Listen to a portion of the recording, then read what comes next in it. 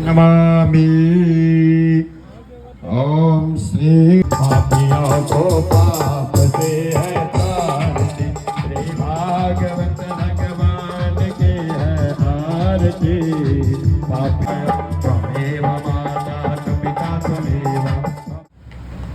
यज्ञ का फल है भगवान के दर्शन, और ये भी ज्ञान यज्ञ ही है। तो आज भगवान का प्राकट्य होगा। कथाएं बहुत है, तो बड़े संक्षेप में कथा सुनेंगे।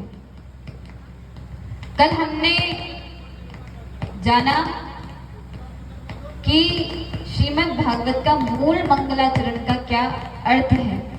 श्रीमद् भागवत वेदों का ही सार है।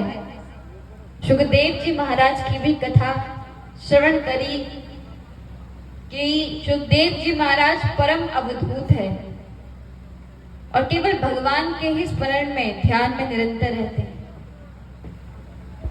सूत जी से शौनक ऋषि ने पूछा, हमने सुना था ना कि नारद जी को सनकादि ऋषियों ने कथा श्रवण कराई। तो शौनक जी ने बोला, सनकादि ऋषि और नारद जी दोनों ही ब्राह्मण देव है, संत है, जो भगवान के निरंतर ध्यान में ही रहते हैं। तो नारद जी को यदि सनकादि ऋषि कथा सुनाए तो समझ आता है, लेकिन परीक्षित तो एक राजा था। परीक्षित कोई संत नहीं था, महात्मा नहीं था, और सुखदेव जी परमहंस है। तो सुखदेव जी ने परीक्षित जी को कथा क्यों श्रवण कराई? तब सूत जी ने समझाया, राजन, परीक्षित कोई साधारण व्यक्ति नहीं है। अच्छा, तो फिर कौन है? तो आइए परीक्षित जी की कथा में चलते हैं। बोलो बांके बिहारी लाल की।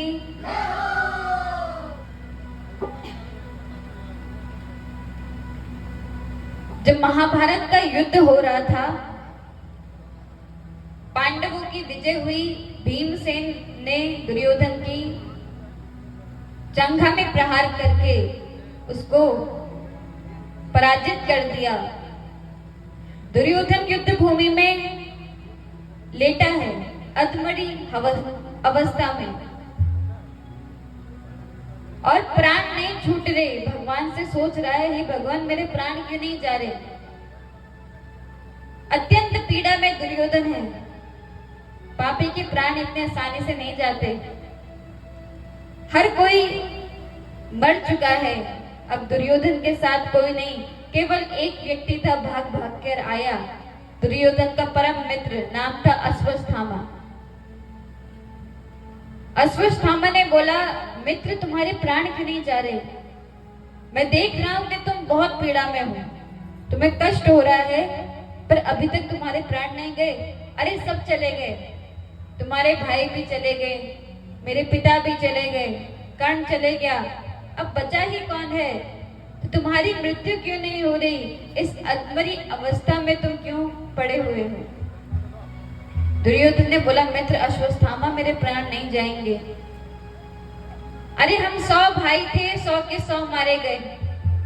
वो 5 भाई थे और 5 में से एक भी नहीं मरा। जब तक किसी एक व्यक्ति को मैं मरा हुआ ना देख लूं, मेरे प्राण नहीं जाएंगे। अश्वत्थामा ने बोला, मित्र तुम चिंता मत करो, मैं प्रण लेता हूं, एक नहीं 5 पांडवों का सर काट के तुम्हारे पास लाऊंगा, और तुम फिर निश्चिंत होकर अपने प्राण त्याग देना। अश्वत्थामा गया, सोचा शाम के समय जाऊंगा तो,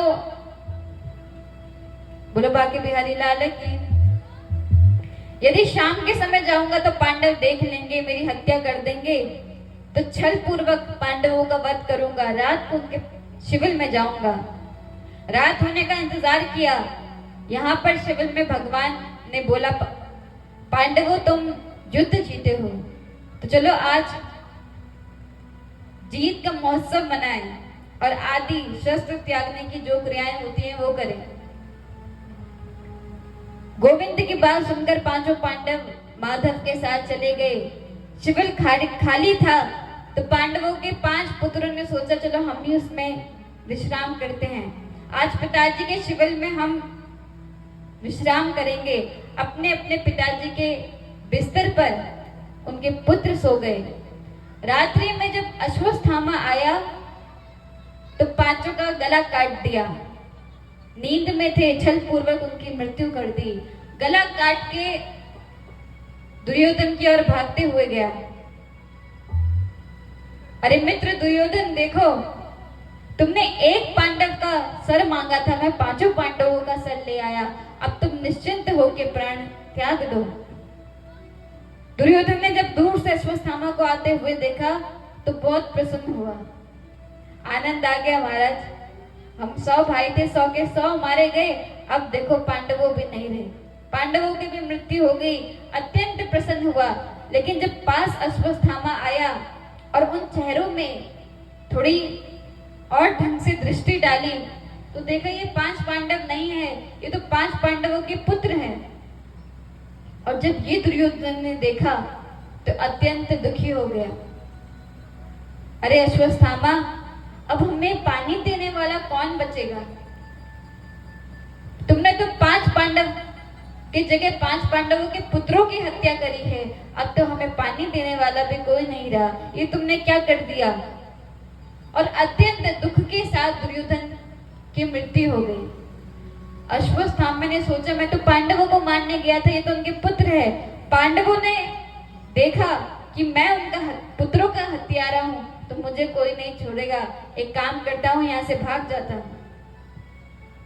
जब शिविर में द्रौपदी सहित 5 पांडव आए तो देखा पुत्रों के शरीर मरे हुए हैं, गला काट के अश्वत्थामा ले चुका है। द्रौपदी बिलखने लगी, रोने लगी, मेरी पुत्रों की हत्या हो गई। रोते हुए द्रौपदी को अर्जुन ने देखा तो समझाया, देवी तुम क्षत्राणी हो, आप रो मत, मैं अर्जुन प्रतिज्ञा लेता हूं, जिसने भी ये दुष्कर्म करा है उसको आपके सामने ही दंडित दूंगा। अर्जुन गोविंद के रथ पर सवार होकर निकल गया। रास्ते में देखा अश्वत्थामा दौड़ते हुए जा रहा है, समझ गया एक यही पापी बचा है जो ऐसा कर्म करेगा, बाकी सबको तो हमने मार दिया। अर्जुन दौड़ कर गए, अश्वत्थामा को पकड़ लिया, खींचते हुए द्रौपदी के पास ले जाने लगे। गोविंद आए, अर्जुन क्या कर रहे हो, इसको यहीं पे समाप्त कर दो। अर्जुन ने बोला, नहीं गोविंद, इसने हमारे पुत्रों की मृत्यु करी है, द्रौपदी के सामने जब इसकी हत्या करूंगा तब जाकर उसको थोड़ा ठंडक मिलेगी। भगवान ने बोला, जैसी तुम्हारी इच्छा। अर्जुन अश्वत्थामा को खींचकर द्रौपदी के सामने ले गया। और जब द्रौपदी ने देखा कि गुरुपुत्र, बोलो बाकी बिहारी लाल की, जब द्रौपदी ने देखा कि गुरुपुत्र अश्वत्थामा आया है, तो कोई माता जिसके 5 पुत्रों की हत्या कर दी गई हो और उसके सामने उसी के पुत्रों का हत्यारा हो, तो माता कभी उसके पैर नहीं छुएंगे, ना उसको वंदन करेगी, उल्टा वो चाहेगी कि मर जाए, गाली देगी। पर द्रौपदी जी ने ऐसा नहीं करा। जब अश्वत्थामा को सामने देखा तो गुरुपुत्र और ब्राह्मण समझकर चरणों में वंदन करने लगी, पैर छूने लगी। अर्जुन ने बोला, देवी क्या करते हो, यह आपके पुत्रों का हत्यारा है, मैं इसको दंड देने लाया हूं, बताओ क्या दंड दूं। द्रौपदी ने बोला, आर्य ये गुरुपुत्र है, अब गुरु जी हमारे नहीं रहे तो गुरुपुत्र गुरु तुल्य हो गए हैं, इनकी वंदन करो, और ऊपर से ये ब्राह्मण है, आप कैसी बात करते हो कि आप इनको मारोगे, इनको मत मारिए। और किसी माता की कोख सूनी करके अब मेरे कलेजे को ठंडक नहीं मिलेगी, बहुतों के घर उजड़ चुके हैं, इसको जाने दे। द्रौपदी की जब ऐसी बात सुनी तो अर्जुन चक्कर में पड़ गया। युधिष्ठिर ने बोला, द्रौपदी तुम ठीक कहती हो। भीमसेन बोले, इस अश्वत्थामा को मैं नहीं छोड़ूंगा, कोई भी छोड़ दे पर मेरे हाथों से बचकर नहीं जाएगा। अर्जुन ने बोला, मैंने प्रतिज्ञा ले चुकी है, कि मैं हमारे पुत्रों के हत्यारे को दंड दूंगा और तुम कह रहे हो छोड़ दो। अरे कैसे अपनी प्रतिज्ञा छोड़ो? गोविंद चुपचाप थे। अर्जुन ने ठाकुर जी की ओर देखकर बोला, अब आप ही कोई रास्ता बताएं। भगवान ने बोला, अर्जुन, ब्राह्मण की कभी हत्या नहीं करनी चाहिए। अश्वत्थामा ब्राह्मण है, इसलिए उसकी हत्या नहीं होनी चाहिए। लेकिन शास्त्र ऐसा भी कहते हैं, आपताई कोई भी हो जिसने बहुत कुकर्म करे हैं, उसको फिर छोड़ना भी नहीं चाहिए। अर्जुन चक्कर में पड़ गया, गोविंद आप कैसी उल्टी टेढ़ी मेढ़ी बातें कर रहे हो? पहले कह रहे हैं ब्राह्मण है छोड़ दो, फिर कह रहे हो कि जिसने दुष्कर्म करा हो, गलत कृत्य करा हो, उसको कभी मत छोड़ो। मानो गोविंद इशारा कर रहे हैं, मैंने कहा था कि इसको पहले ही निपटा दो। अब बात सबके सामने आ चुकी है तो शास्त्र सम्मत ही कार्य होगा। अर्जुन गीता का ज्ञान ले चुके थे, गोविंद के इशारे समझ गए कि मृत्यु केवल मारने को ही नहीं कहा जाता। समाज में जो सम्मानित है उसकी इज्जत में प्रहार कर दो, उसकी बेइज्जती कर दो, तो वही उसके लिए मृत्यु दंड के समान होती है। ये सोचकर अर्जुन ने अश्वत्थामा की मणि निकाल ली, बाल काट दिए और धक्के मार के वहां से निकाल दिया। बड़ा अपमान किया। जब अपमानित हुआ अश्वत्थामा, रास्ते में जा रहा था, सोच रहा था इससे बढ़िया मुझे मार ही देते, अच्छा होता मैं मर जाता, कम से कम इतना अपमानित तो नहीं होना पड़ता। मैं प्रतिज्ञा लेता हूं, इन पांडवों के वंश में एक भी व्यक्ति को नहीं छोड़ूंगा। सब तो मर गए, कोई नहीं बचा, पर हाँ, वीर अभिमन्यु वीर गति को प्राप्त हुए हैं। उनके एक पुत्र उनकी पत्नी के गर्भ में है। एक काम करता हूं, उसके होने वाले पुत्र की ही हत्या कर देता हूं। अश्वत्थामा ने ब्रह्मास्त्र छोड़ दिया उत्तरा के गर्भ में। और ब्रह्मास्त्र की खासियत थी, जिसका नाम लेकर आप ब्रह्मास्त्र छोड़ोगे वो उसी को निपटाएगा। अश्वत्थामा ने उत्तरा के अजन्मे शिशु का ध्यान करते हुए ब्रह्मास्त्र छोड़ा और वो ब्रह्मास्त्र उत्तरा के गर्भ में आ गया। उत्तरा भागते भागते गोविंद की शरण में गई। वो किसी और के पास नहीं गई, वो अपनी सास के पास नहीं गई, वो द्रौपदी के पास नहीं गई, वो कुंती माता के पास नहीं गई, वो अपने ससुरों के पास नहीं गई। अरे जिसके 5 बलशाली संपन्न ससुर हो, फिर भी वो किसी के पास नहीं गई, वो केवल गोविंद के पास गई।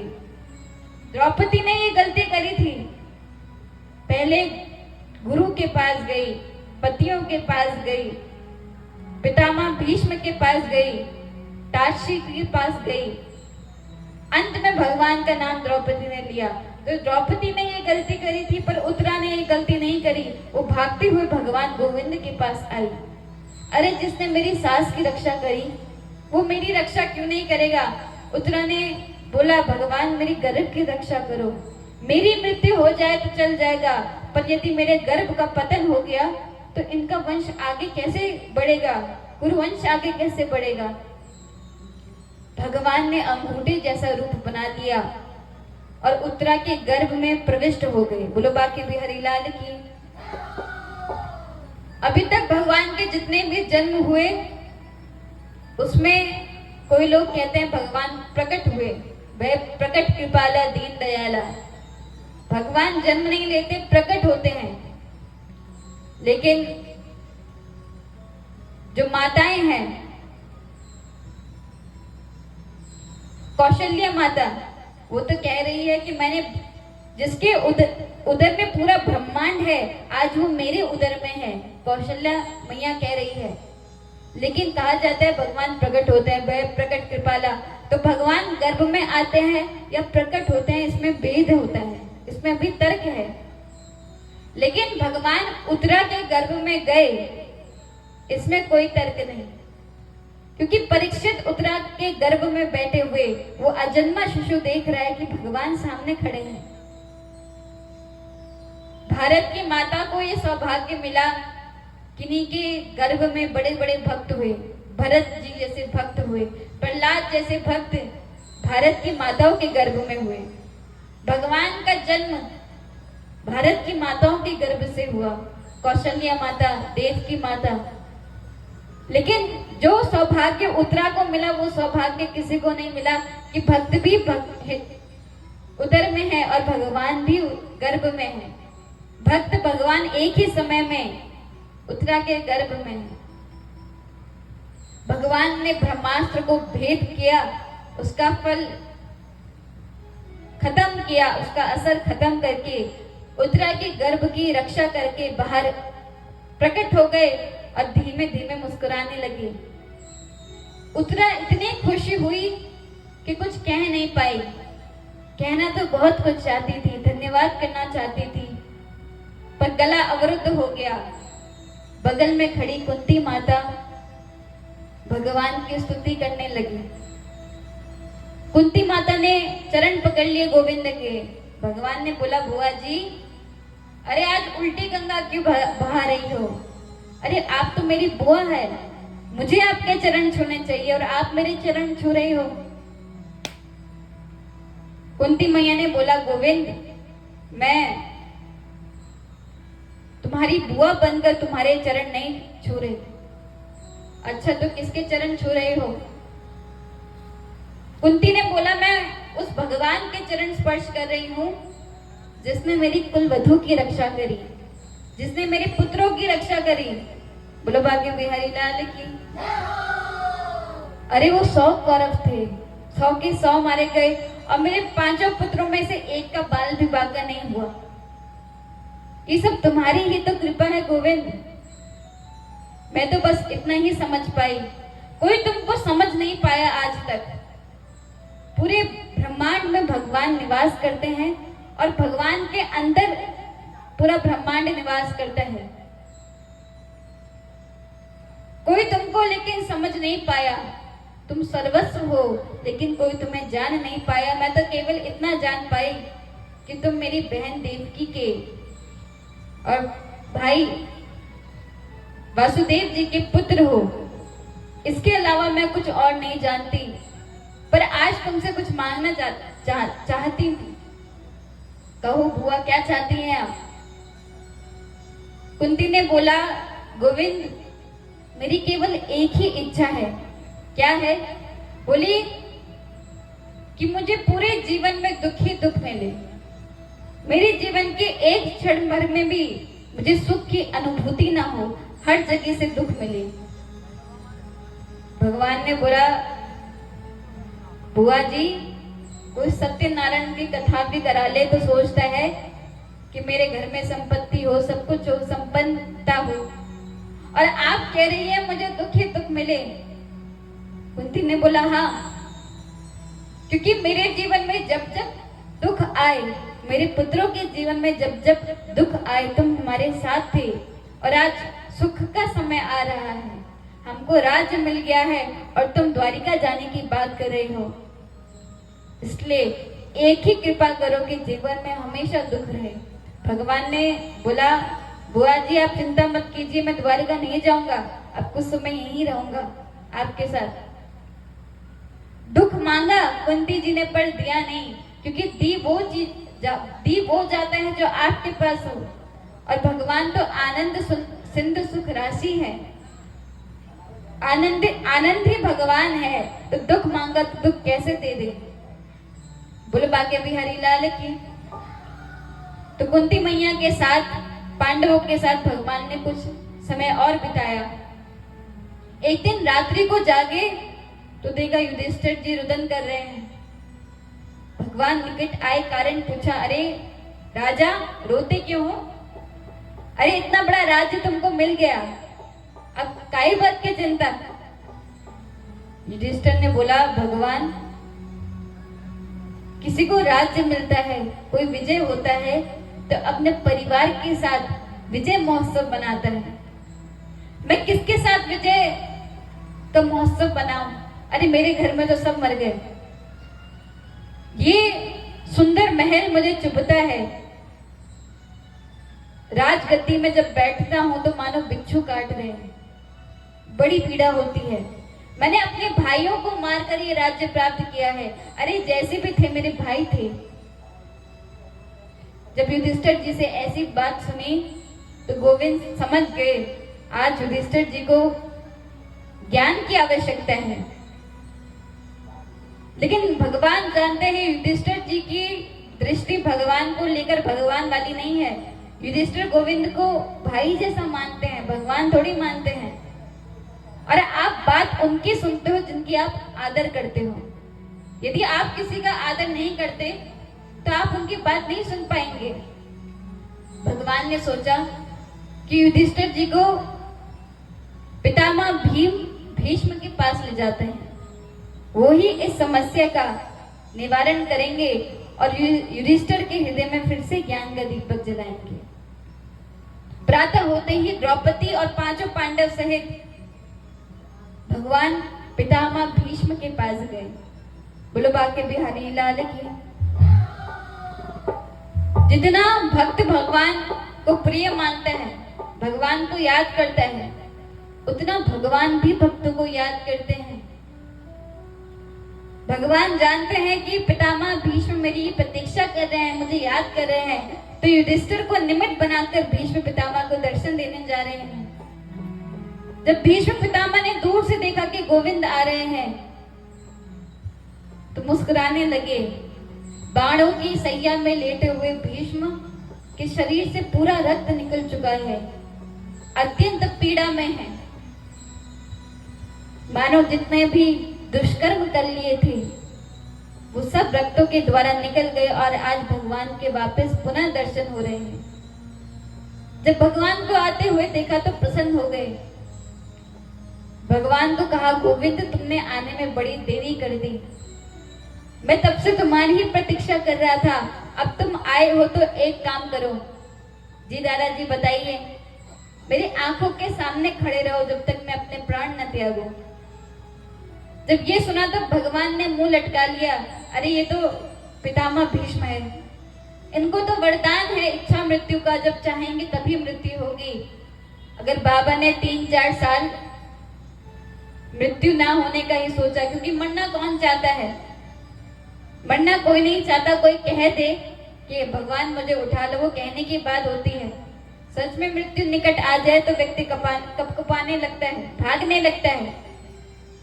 एक बूढ़ी मैया थी, बहू से खटपट होती थी। बोलो बाकी बिहारी लाल की।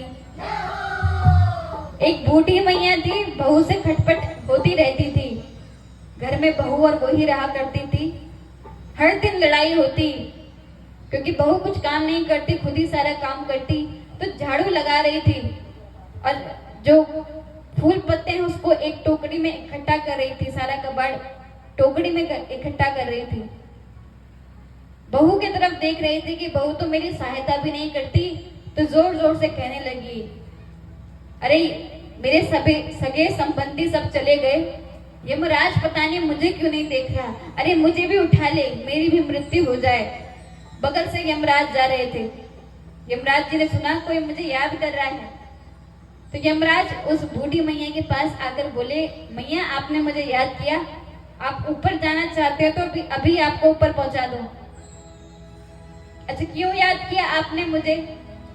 तो बूढ़ी मैया ने बोला, मैंने आपको इसलिए थोड़ी याद किया कि आप मुझे ऊपर ले जा लो। तो मैया मैंने तो आपको इसलिए याद किया, ये टोकरी थोड़ी भारी हो रही थी, इसको जरा मेरे सर में रख दो।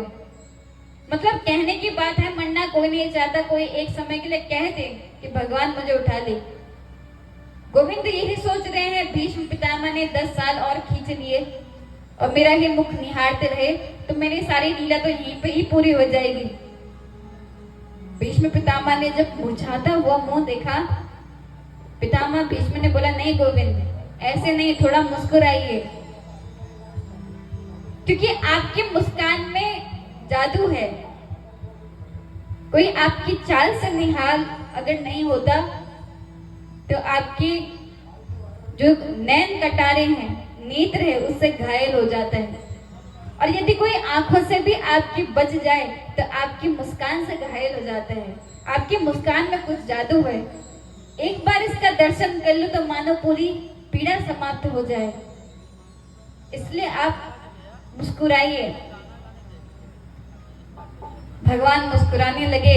युधिष्ठिर ने अपनी समस्या बताई तो भीष्म पितामह ने सभी शास्त्रों का, राजनीति, धर्म नीति, हर कुछ समझा दिया।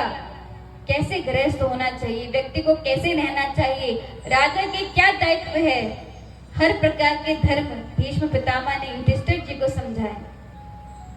जब अर्जुन के मन में ग्लानि हुई, प्रश्न उठे, तो भगवान गोविंद ने अर्जुन को जो सुनाया वो श्रीमद् भगवत गीता थी।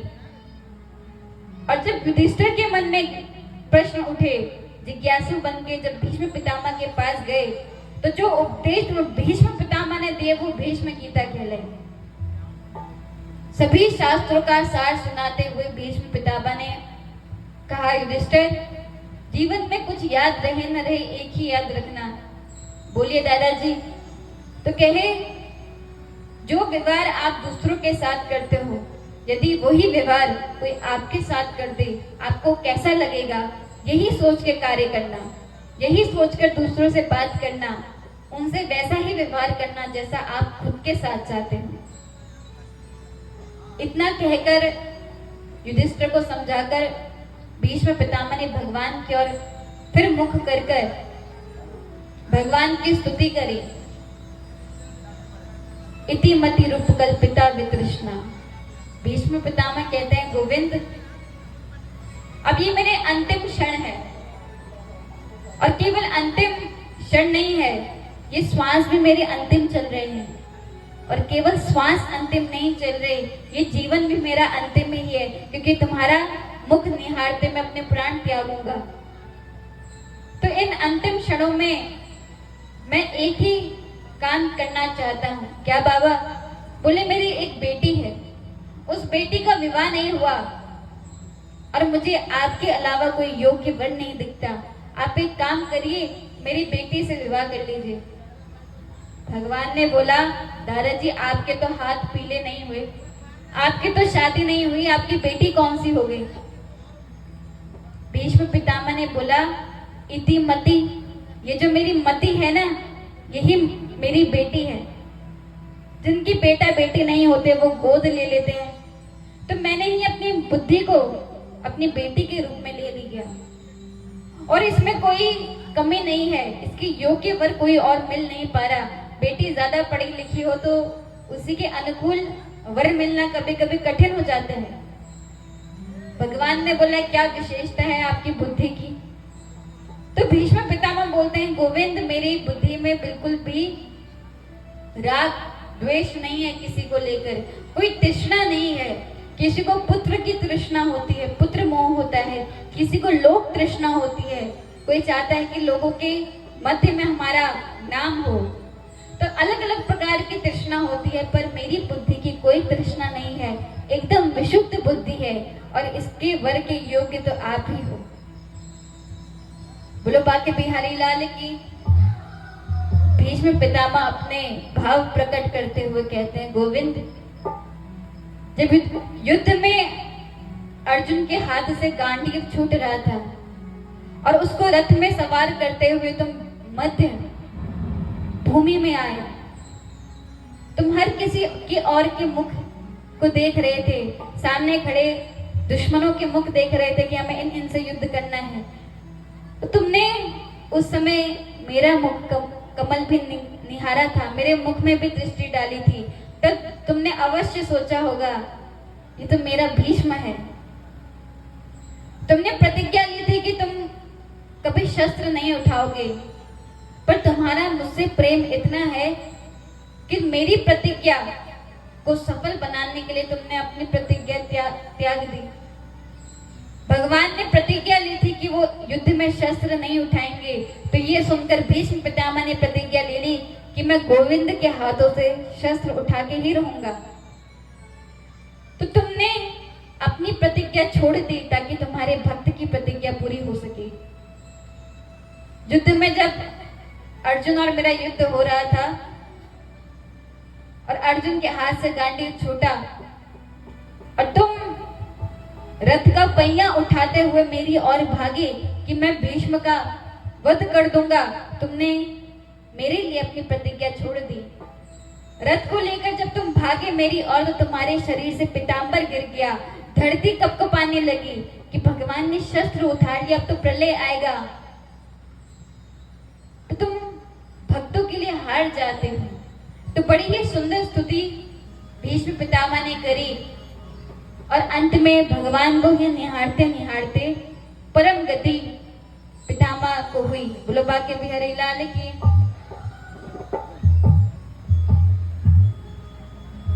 पांचों पांडव वापस अपने महल आ गए। इतना चिंतित अर्जुन को पहली बार देखा। नेत्रों से आंसू निकल रहे हैं। युधिष्ठिर ने पूछा, अर्जुन तुम इतना समय कैसे लगा के आ गए? आज इतने समय बाद आ रहे हो, क्या दिक्कत है? द्वारिका में सब ठीक तो है? भगवान ठीक है? बोलो बाकी बिहारी लाल की। अरे कोई दिक्कत तो नहीं? अर्जुन ने द्वारिका के पूर्व सभी सबके बारे में बताया कि कैसे द्वारिका समुद्र में डूब गई। भगवान अपने धाम चले गए। 7वें दिन ये कथा आती है प्रायः। कल समय मिलेगा तो सुना पाएंगे, वरना 7वें दिन भगवान के धाम जाने की कथा है कि कैसे भगवान अपने धाम वापस गए। जिस कांटे से आप कांटा निकालते हो वो कांटा भी चुभ सकता है।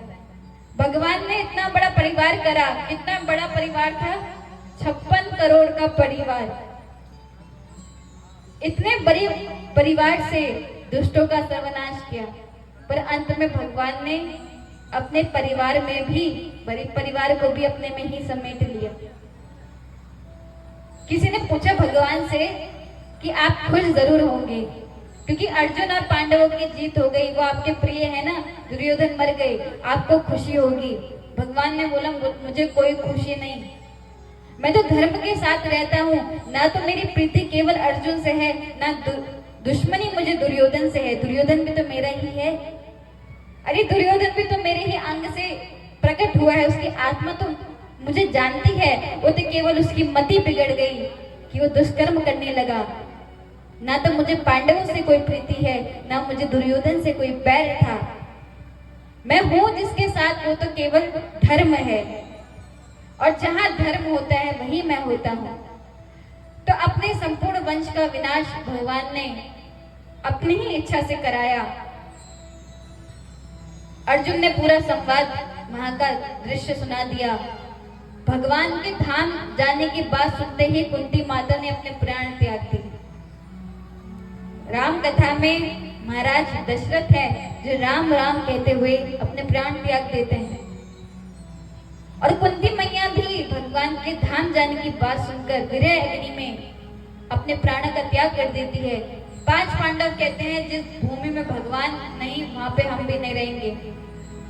राज्यपाट का त्याग कर दिया, और जो उत्तरा के गर्भ से वो जो बालक की भगवान ने रक्षा करी थी उसको राजगद्दी सौंप दी।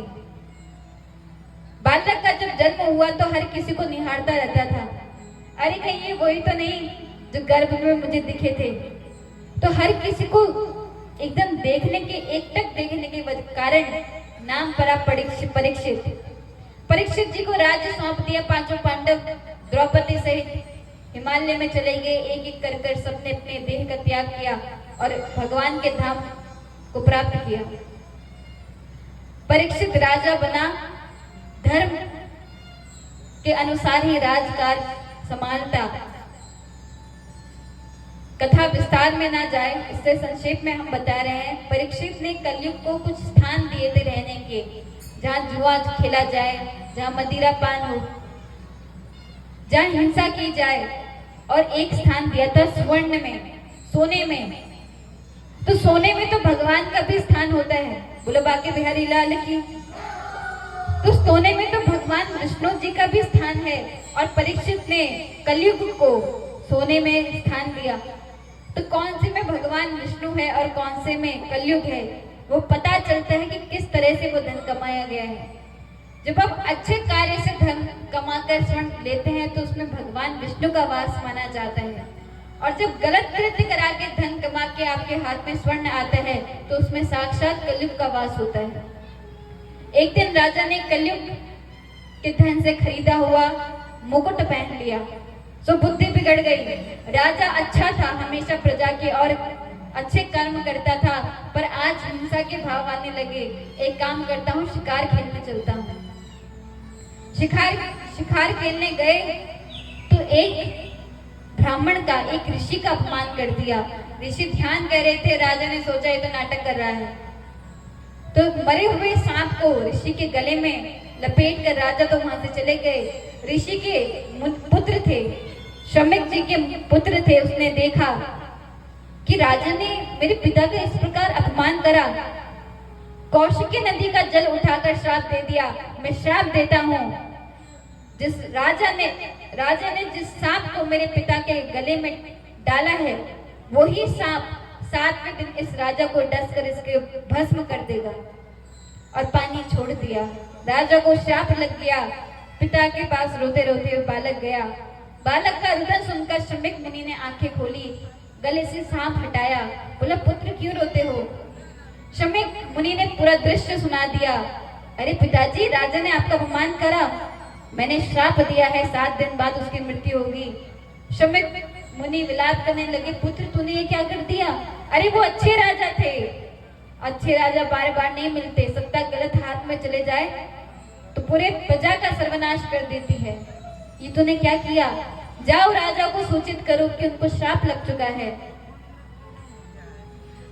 शमिक मुनि ने शिष्यों को भेजकर राजा को बताया, राजा आपको श्राप लगा है, 7 दिन बाद आपकी मृत्यु हो जाएगी। जब परीक्षित जी ने ये सुना तो एकदम विरक्त हो गए, सब कुछ त्याग दिया, राजपाट त्याग दिया और गंगा तट में आ गए। गंगा तट के किनारे सोचने लगे, मैं ऐसा क्या करूं कि जिससे मेरा जीवन सफल हो जाए। परीक्षित जी 7 दिन तक ही जीवित रहेंगे और हम सब परीक्षित है, क्योंकि हमारी मृत्यु भी 7 दिन में ही होती है। रविवार, सोमवार, मंगलवार, बुधवार, ये 7 ही तो दिन है और इस 7 दिन में ही हमारा जन्म होता है। इन 7 दिनों के ही अंदर हमारी मृत्यु होती है। तो हम हर कोई परीक्षित है और हम सबका ये प्रश्न होना चाहिए कि जो 7 दिन में मरेगा उसको क्या करना चाहिए। राजा के मन में भी यही प्रश्न, राजपाट तो त्याग दिया, दूर दूर से ऋषिगण आकर राजा का उद्धार कैसे हो, श्राप से कैसे बचाए, पर किसी को कुछ समझ नहीं आया।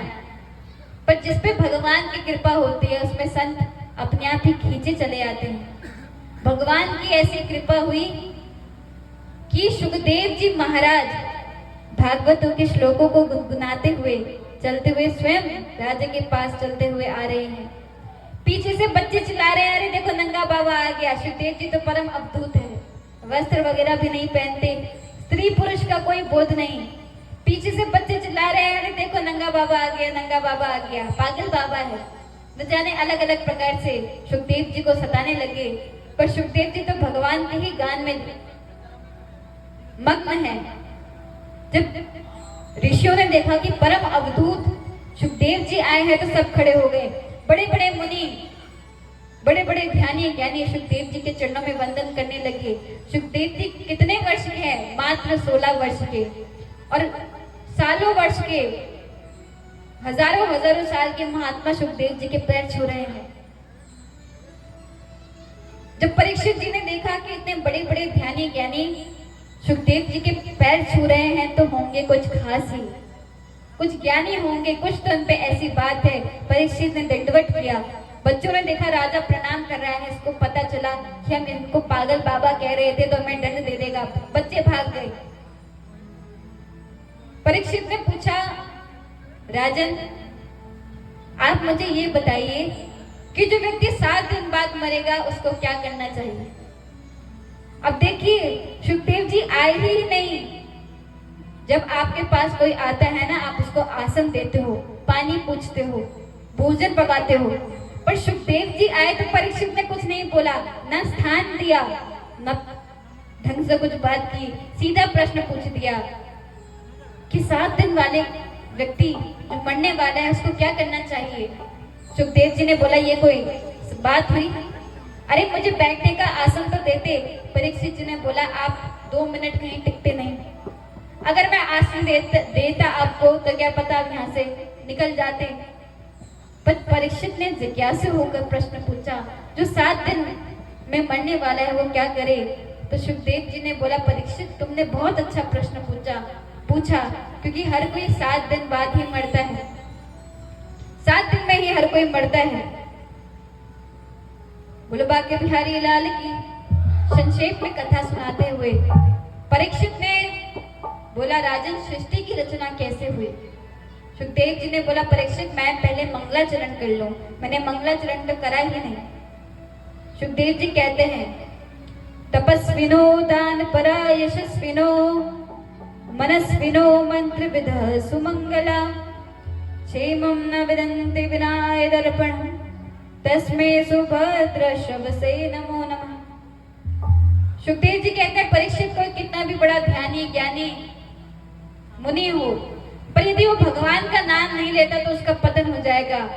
और अजामिल जैसा भी कोई पापी हो, दुष्ट आत्मा हो, वो भगवान का नाम ले दे तो उसका उद्धार हो जाएगा। सृष्टि रचना की कथा आई तो विस्तार से सुखदेव जी ने सृष्टि रचना की कथा श्रवण करवाई। ब्रह्मा जी, बोलो बाके बिहारी लाल की। देखिए कथा बहुत लंबी है, अगर हम सब सुनाएंगे, सुनाने के लिए बहुत है, सब सुनाएंगे तो भगवान का प्राकट्य कैसे होगा। तो संक्षेप में हम समझेंगे, विष्णु जी के नाभि से कमल हुआ, कमल से ब्रह्मा जी का जन्म हुआ। ब्रह्मा जी ने आसपास देखा, कुछ नहीं दिखाई दिया, 2 अक्षर सुनाई दिए, तप तप। ब्रह्मा जी समझ गए मुझे तप करना है। तप किया तो भगवान ने जगत जीव माया जिज्ञासु का बोध करवाया और ब्रह्मा जी को कहा सृष्टि रचना कीजिए। ब्रह्मा जी ने 4 पुत्र सनक सनंदन कुमार सनातन सनकादि ऋषि को प्रकट कर दिया, कहा पुत्र जाओ सृष्टि रचना करो। सनकादि ऋषियों ने हाथ उठा दिए, हम सृष्टि नहीं करना चाहते, हम तो भगवान का भजन करना चाहते हैं।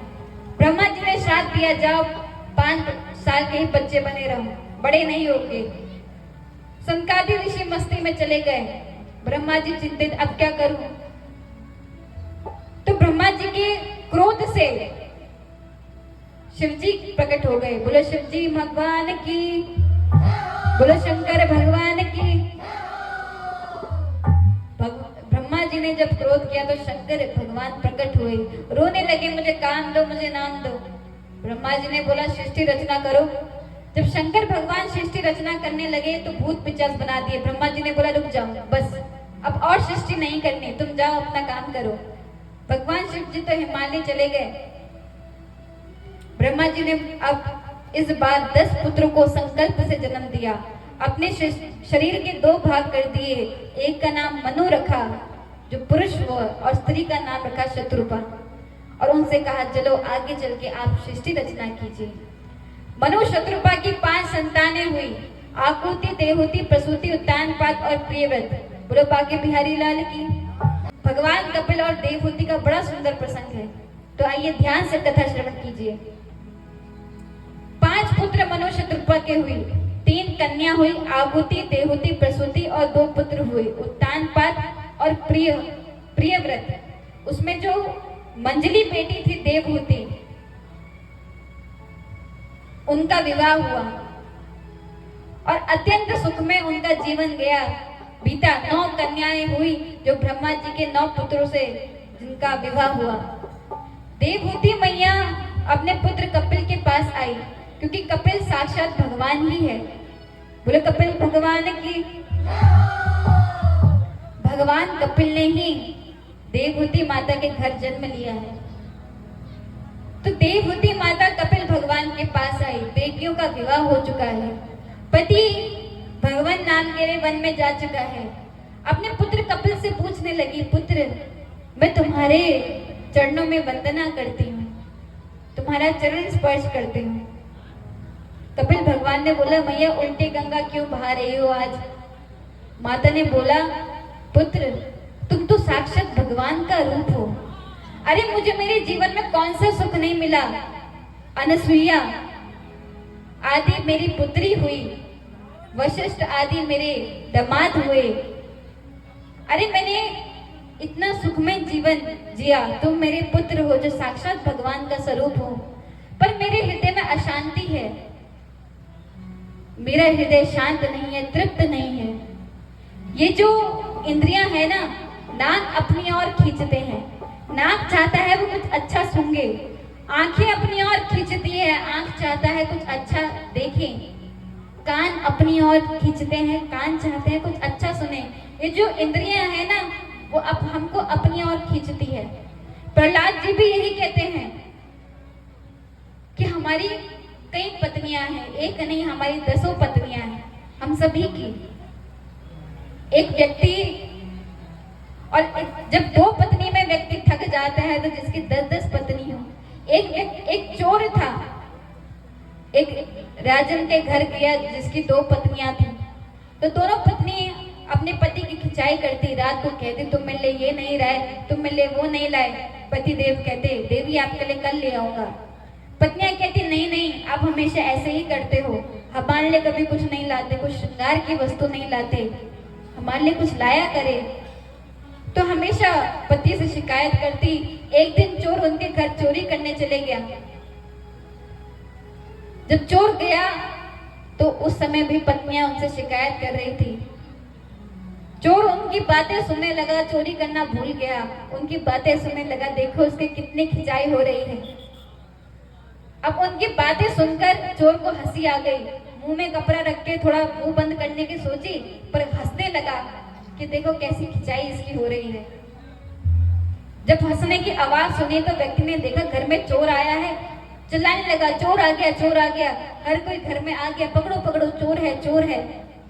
चोर को पकड़ के जब पुलिस में ले गए तो उसको कहा पुलिस वालों ने ऐसा दंड देंगे कि अगले दिन से कभी चोरी नहीं करोगे। चोर ने बोला देखिए महाराज, आपको जो दंड देना है दीजिए, पर वो वाला दंड मत देना जो इस व्यक्ति को मिला है, 2 पत्नियों का। तो कहने का मतलब है हमारी 10 पत्नियां हैं, आंख नाक इतनी इंद्रियां हैं, 5 ज्ञान इंद्रियां हैं, 5 कर्म इंद्रियां हैं, हर कोई अपने तरफ खींचातानी करता रहता है। माता कहती है पुत्र इस इंद्रियों को हम वश में कैसे करें, क्योंकि जब तक इंद्रियां वश में नहीं होगी, जब तक हमारे हृदय में कुछ ना कुछ कामना होगी, हम शांत नहीं रह पाएंगे, हमारे हृदय में शांति होगी। माता कहती है बंधन और मुक्ति किसकी होती है। और तीसरा प्रश्न करती है कि भटकाव से हम कैसे बचें। बोलो बाके बिहारी लाल की। और देखिए यदि हम शांति चाहते हैं तो ये 3 प्रश्न हम सबके हैं। हम इंद्रियों को अपने वश में कैसे करें। ये इंद्रियां हमको मारती है, मतलब ये इंद्रियां हमें मारती है, हमारी इच्छाएं हमें तंग करती है, तो इसको वश में कैसे करना है। कपिल भगवान बोलते हैं देखिए मैया, जो इंद्रियां होती है ना, इसको संयम के कोड़ों से मारना चाहिए, अन्यथा व्यक्ति तृप्त नहीं हो पाएगा। आपने एक रसगुल्ला खाया, आपको आनंद आ गया, कुछ समय बाद आपका फिर खाने को मन करेगा। आपका मन करा कुछ अच्छा दृश्य देख लूं, कुछ समय बाद फिर मन करेगा कुछ अच्छा दृश्य देखूं। तृप्ति नहीं मिलेगी, भागते रहेंगे। तृप्ति तो केवल त्याग से ही मिलती है। तो जब तक व्यक्ति धीरे धीरे त्याग ना करे तब तक वो शांति की ओर नहीं जा पाएगा। दुनिया में कोई एक ऐसा व्यक्ति नहीं है जो ये कह दे अपने जीवन में इतना उपभोग किया कि अब हमारी तृप्ति हो गई, अब हमें शांति मिल गई। नहीं नहीं, जितना उपभोग वस्तुओं का करते हो उतना अतृप्त हो जाते हो। इसलिए उपभोग नहीं करना, उपयोग करना है। कपिल भगवान कह रहे हैं खाने का उपभोग नहीं करना, भोजन पा लिया उपभोग हो गया, नहीं। भगवान से जोड़कर यदि प्रसाद के रूप में आप उपयोग करते हो तो कभी बंधन नहीं होगा, तब आप इंद्रियों को वश में कर सकेंगे। भजन गाने का मन है, कुछ अच्छा गाने का मन है तो गाओ, मेरे तो गिरधर गोपाल दूसरा ना कोई। अच्छे अच्छे पद गाओ, गलत भाषा का क्यों प्रयोग करना।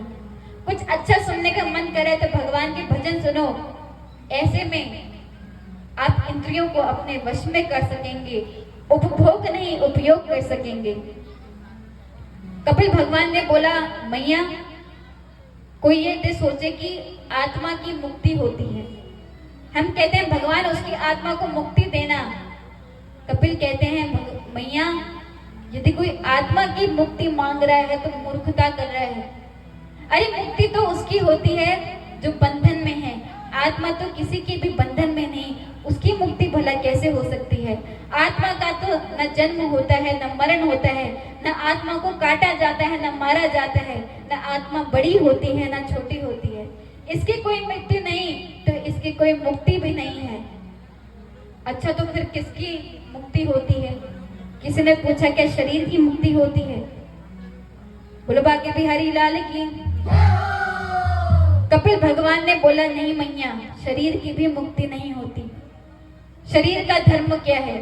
शरीर का केवल इतना ही धर्म है कि वो जन्म ले, बड़ा हो और अंत में मृत्यु हो जाए।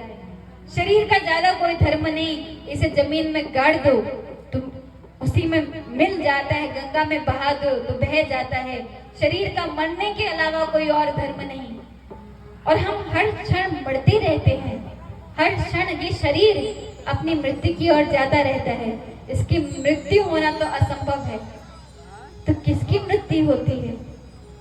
कपिल भगवान कहते हैं मैया यदि वास्तव में किसी की मुक्ति होनी है तो वो है मन। केवल मन ही मुक्ति के योग्य है, मन की ही मुक्ति हो जाए। मन के हारे हार है, मन के जीते जीत। और मन में खटपट मिटी तो होए चटपट दर्शन। जब मन की खटपट मिटी तो चटपट दर्शन होए। तो ये मन है जिसकी मुक्ति होनी चाहिए। मन इधर उधर भागता रहता है, कभी नियंत्रित नहीं रहता। एक संत कवि सम्मेलन में गए और अजीब अजीब प्रकार की वहां पे कविता, अच्छी कविताएं नहीं, न जाने अन्य प्रकार की कविता गा रहे थे। संत ने कहा मेरा भी कविता गाने का मन है, मैं भी सुनाऊं। तो सभी मजाक उड़ाते हुए कहने लगे मेरे तो गिरधर गोपाल ऐसी कविता गाएगा, श्री रामचंद्र कृपाल भजमन संत ये गाएगा, इसके अलावा क्या गाएगा? संत ने बोला ज्यादा ऐसा कहने की जरूरत नहीं है, आधी लाइन की कविता है, बस उतने ही गाऊंगा। दे दिया माइक संत को। संत गाने लगा मेरा दिल कभी दिल्ली कभी लंदन, मेरा दिल कभी दिल्ली कभी लंदन, मेरा दिल कभी दिल्ली कभी लंदन, मेरा दिल कभी दिल्ली कभी लंदन। जब सुना कि कैसी कविता है, संत को कहने लगी आप कैसी कविता गा रहे हो, मेरा दिल कभी दिल्ली कभी लंदन, इसमें तो ना राग है ना लय है। संत ने बोला तू राग देख रहा है, तू रफ्तार देख। अरे इस दिल की रफ्तार देख, कभी दिल्ली में पहुंच जाता है, कभी कहां भाग जाता है, ये नियंत्रित नहीं रहता। कथा किसको सुनाई जाती है? कथा मन को सुनाई जाती है। तुलसीदास जी ने कथा किसको सुनाई? रामचरितमानस किसको सुनाई? श्री रामचंद्र कृपाल भजमन। अरे मन तो राम जी का भजन कर। मन तार्किक है। मन ने बोला भजन करने से क्या होगा? हरण भव भय दारुणम। ये जो दारुण भय है ना, इससे तो मुक्त हो जाएगा। तो मैया मुक्ति तो मन की होती है। एक ही चाबी को आप घुमाओ तो ताला लग जाता है और एक ही चाबी से ताला टूट जाता है। उसी प्रकार मन को जब विषयों में लगाओगे तो वहीं पे पतन की ओर जाओगे, और मन को यदि भगवान के चरणों में लगाओगे तो उद्धार हो जाएगा, कल्याण हो जाएगा। बोलो कपिल भगवान की हानि होती है। पृथ्वी में पापाचार दुराचार अत्याचार बढ़ने लगता है, तब पृथ्वी मैया गाय का रूप बनाकर भगवान से निवेदन करती है भगवान आप अवतरित हो। बोलो बाके बिहारी लाल की। पृथ्वी मैया ने गाय का रूप बनाया, भगवान से निवेदन किया भगवान आप इस बोझ को कम करें, मेरी पृथ्वी में पापाचार दुराचार बहुत बढ़ गया है, अब मुझसे सहन नहीं होता। पृथ्वी मैया की निवेदन सुन के ब्रह्मा जी ने इशारा करा। भगवान ने मुझे इशारा कर दिया है। क्या इशारा करा है? बोले भगवान का जन्म होने वाला है मथुरा में, तो सभी देवांगनाओं को और देवताओं को कहा दिया कि आप युगल जोड़ी से पृथ्वी में प्रवेश लेना करना शुरू कर दे, पृथ्वी में जन्म लेना शुरू कर दे। क्यों? क्योंकि भगवान अकेले नहीं आ रहे, अपने साथ अपनी प्रियसी श्री राधा रानी को भी लाएंगे। तो कहाँ जाओ? सभी देव देवताओं को बोल दिया, वसुदेव गृहे साक्षात भगवान पुरुषः परः जनिष्यते तत्प्रियार्थम संभवन्तु सरस्त्रिया। अकेले मत जाना, देवांगना को भी ले जाओ। भगवान का प्राकट्य मथुरा में होगा। मथुरा का अर्थ आप समझते हैं? मथुरा का क्या अर्थ है? एक संत जी अर्थ कह रहे थे, मथुरा, इसको उल्टा कर दीजिए, क्या होगा? राथुमा। क्या होगा? कल ने देखा माहौल मेरे अनुकूल जा रहा है, प्रतिकूल जा रहा है, कैसे प्रजा को अपनी ओर करूं? सभा बुलाई, सभा ने कहा, राजा आप कुछ अच्छा आयोजन करें, कुछ कर्म करें, तो प्रजा को आपके ऊपर विश्वास बनेगा। कंस ने सोचा मैं क्या करूं? अपनी देव की बहन याद आई, चलो अपनी पराई बहन का ही विवाह करा देता हूँ। विवाह निश्चित करा दिया देवकी जी का वसुदेव जी के साथ, और खूब दहेज, खूब धन दिया। धन की बरसात प्रजा के ऊपर बरसात ही, खूब दान किया, प्रजा में माहौल बदल गया। अरे राजा तो नारियल जैसे हैं, केवल बाहर से कठोर है, अंदर से तो एकदम मुलायम है, ये तो अंदर साफ ही है। ऊपर से बैठे देवताओं ने देखा, अरे ये इतना दुराचारी है और भोली भाली जनता को बेवकूफ बना रहा है। तो जब देवकी जी को घोड़े हाँकते हुए जाने का समय आया, कंस ने सारथी को उतरवा दिया, कहा देवी जी को जाते हुए मैं नहीं देख सकता, अपनी बहन की विदाई नहीं कर पाऊंगा, अपने प्रिय बहन को तो मैं अपने हाथों से छोड़ के आऊंगा। बहन की 8वीं लाल बनेगी तेरा काल। जब कंस ने ये सुना तो उसकी आंखें हो गई लाल और इतना क्रोधित हो गया, अपने तलवार निकाल दी और देवकी का हाथ पकड़ के मारने ही वाला था। वसुदेव जी ने हाथ पकड़ लिया। अरे महाराज क्या करते हो? भरी सभा के सामने जिस बहन की आज शादी हुई उसी का वध करने जा रहे हो? ऐसा कलंक लगेगा ना, पूरे जीवन भर नहीं मिटा पाओगे। जनता सब समझ गई, जनता सब समझ गई कि कंस इतना बुरा व्यक्ति है। सबके सामने रहस्य खुल गया, पर कंस ने बोला मैं इसको नहीं छोड़ूंगा। अरे इसकी 8वीं लाल मिला काल है, देव की आज मेरे हाथों से जिंदा नहीं जाएगी। वसुदेव जी ने बोला, महाराज देव की आपका काल नहीं है, देवकी का 8वां लाल है। हम वचन देते हैं, पुत्रान समर्पय शेष्या, हम वचन देते हैं कि अपने पुत्र को आपको दे देंगे। कंस ने बोला ठीक है, तो आपको मेरे ही जेल में, मेरे ही घर में, मेरे ही सानिध्य में रहना पड़ेगा। वसुदेव जी ने बोला स्वीकार है महाराज। देवकी और वसुदेव जी को जेल में डाल दिया। पहला पुत्र हुआ, नाम हुआ कीर्तिमान। वसुदेव जी का मन तो नहीं हुआ, पर जन्म लेते ही पुत्र को कंस की ओर ले गए। कंस ने जब मुखकमल बच्चे का निहारा तो सोचा ये मेरा क्या करेगा। वसुदेव जी को बोला तुम वचन के धनी हो, तुमने वचन अनुसार अपने पुत्रों को स्वतः ही मेरे पास लाया है, मैं तुम्हारे इस पुत्र को छोड़ देता हूँ। मेरी काल तो 8वां लाल है, तो जाने दिया। वसुदेव जी खुश नहीं हुए, वो जानते थे कि दुराचारी का पता नहीं कब वापस इसका मूड बदल जाए।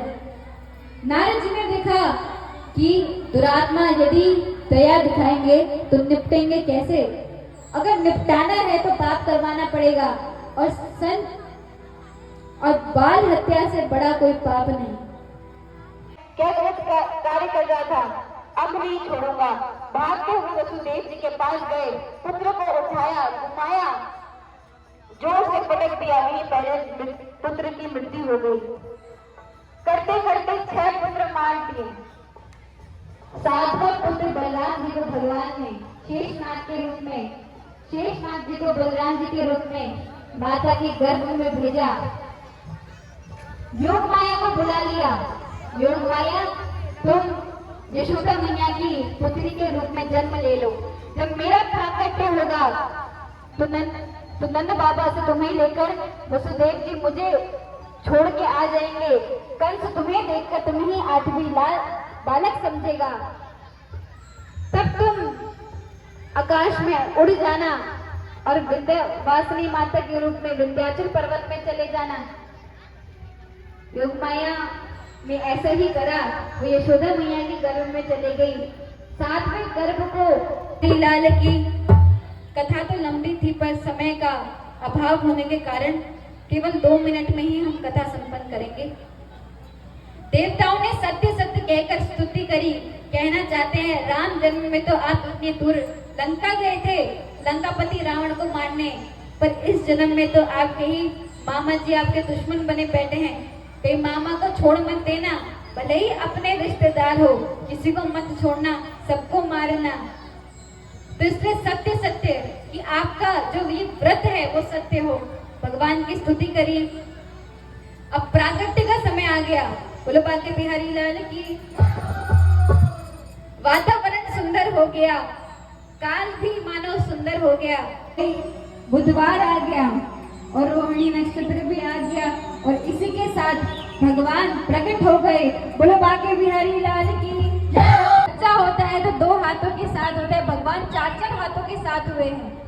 बच्चा होता है तो निशस्त्र होता है, भगवान तो एक में गदा सब लिए खड़े हैं। बच्चा छोटा होता है, भगवान बड़े आकार के हैं। भगवान वसुदेव जी को समझा रहे हैं, पिताजी घबराना मत, मैं आपका पुत्र बनके जन्म लेने वाला हूँ, आप घबराइएगा मत। नंद बाबा के पास नंद भवन जाइएगा, वहाँ पे एक लाली भई है, लाली को उठा लाइएगा और मुझे वहीं छोड़ के लाइएगा, किसी बात से मत घबराइएगा। और ऐसा करते ही तुष्णी बबू चुप हो गए और एक बालक के रूप में प्रकट हो गए। बोलो बाके बिहारी लाल की। में लिटाया, सारे जितने भी रक्षा कर रहे थे उनको देख रहे थे, सभी खराटे बजा के सो गए। जयमत छा गई। हमारे प्रियतम पहली बार पधारे हैं। कोई कहता है भगवान का मुख कमल निहारने के लिए यमुना में बाढ़ आई, पर एक संत कहते हैं भगवान का मुख तो नहीं निहार पाई, लेकिन ससुर जी की दाढ़ी पहले आ गई, इसलिए शर्म के मारे वसुदेव जी के घुटना तक आ गई। वसुदेव जी ठाकुर नंद भवन पहुंचे, वहां से लाली को उठा लाए, ठाकुर जी को वहीं छोड़ के वापस मथुरा आ गए। भगवान को जब सर में उठाया था तो बंधन खुल गए, लेकिन जब योग माया को सर में उठाया तो वापस सभी बंधन वापस आ गए, बेड़ियां लग गई, दरवाजे बंद हो गए, सभी पहरेदार की नींद जग गई। योग माया ऐसी रोई, कंस को पता चला 8वीं संतान हुई है, भागते भागते आया, छोड़ूंगा नहीं 8वीं संतान को। और जब कंस वहां पर पहुंचा तो देखा ये तो लाली है, ये तो कन्या है। आकाशवाणी ने तो कहा था कि पुत्र होगा, लाला भय को, पर ये तो लाली है गई, पर छोड़ूंगा नहीं, 8वीं संतान तो 8वीं ही है। हाथ उठाया, कन्या का घुमाया और जैसे ही घुमाया विंध्य मैया अष्टभुजी बनकर प्रकट हो गई। बोलिए विंध्यवासिनी मैया की। कंस को बोला, अरे ओ पापी, तू मुझे 8वीं लाल समझता है? अरे तुझे मारने वाला तो पैदा हो गया। कंस ने बोला, देवी जी कहाँ पैदा हुआ है? मैया ने बोला, पूरी जन्म पत्री नहीं बताऊंगी, आसपास हुआ है, पता लगा लेना। ऐसा कहकर मैया विंध्याचल पर्वत में विंध्यवासिनी के रूप में प्रतिष्ठित हो गई। बोलो विंध्यवासिनी मैया की। कंस ने सोचा, ऐसा पहली बार देखा कि देवताएं भी झूठ बोलते हैं। देव की मैया को प्रणाम करते हुए कहा, अरे देवताओं ने कहा था कि तेरा 8वां लाल मेरा काल बनेगा, और ये लाली कह रही है तेरा काल तो कहीं और पैदा हो गया। अरे इन दोनों में से कोई एक तो झूठ कह रहा है। पर देवी कोई भी झूठ कह रहा हो, पर बहन इन दोनों के चक्कर में मैंने तुझे बड़ा परेशान किया, तू मुझे माफ कर दे। ये कहकर कंस तो चले गया। अब नंद भवन में क्या हो रहा है, चलिए नंद भवन का आनंद लेते हैं। तो भाइयों को जरूर। नंद बाबा ने बोला, काऊ बात की चिंता ना करी, खूब रबड़ी